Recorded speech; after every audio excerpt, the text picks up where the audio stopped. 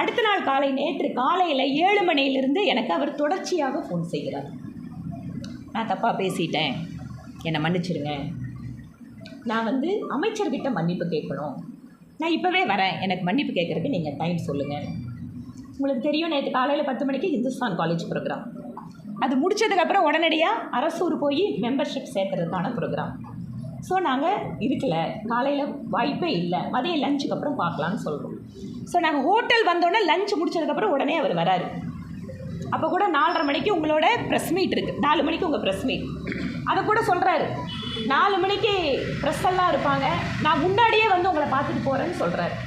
சரி, ஓகே, உங்கள் விருப்பம், வாங்கன்னு சொல்லி அவர் 2:30 மணிக்கு வர்றாரு.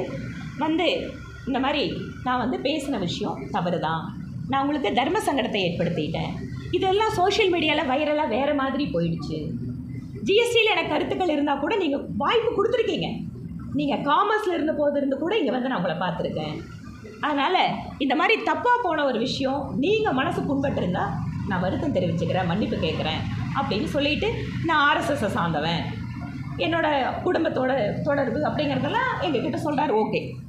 அதுக்கப்புறம் மேடம் சொல்கிறாங்க, அந்த வீடியோவும் இருக்குது, ஜிஎஸ்டி பற்றி நீங்கள் என்ன வேணால் சொல்லுங்கள், ஜிஎஸ்டி பற்றி நீங்கள் என்ன கருத்து சொல்கிறதுக்கும் உங்களுக்கு உரிமை இருக்குது, அதை கேட்டு பதில் சொல்கிறதுக்கு எனக்கும் கடமை இருக்குது.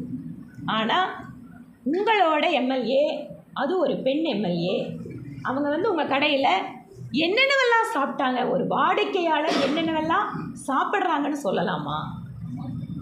அது முறையா? உங்கள் ஹோட்டலுக்கு அடுத்த முறை 10 பேர்த்தோட யாராவது சாப்பிட வந்தா நீங்கள் அதையெல்லாம் பார்த்துட்ருப்பீங்களான்னு தோணாதா அப்படின்னு மட்டும்தான் கேட்குறாங்க. உடனே அதுக்கு அவர் சொல்கிறாரு, எங்கிட்டும் மன்னிப்பு கேட்குறாரு, மன்னிச்சுக்கணுமா, நீங்கள் சகோதரி மாதிரி தான், ஆனால் ஏதோ அந்த நேரத்தில் நான் அப்படி பேசிட்டேன் அப்படின்னு எங்கிட்ட சொல்கிறாரு.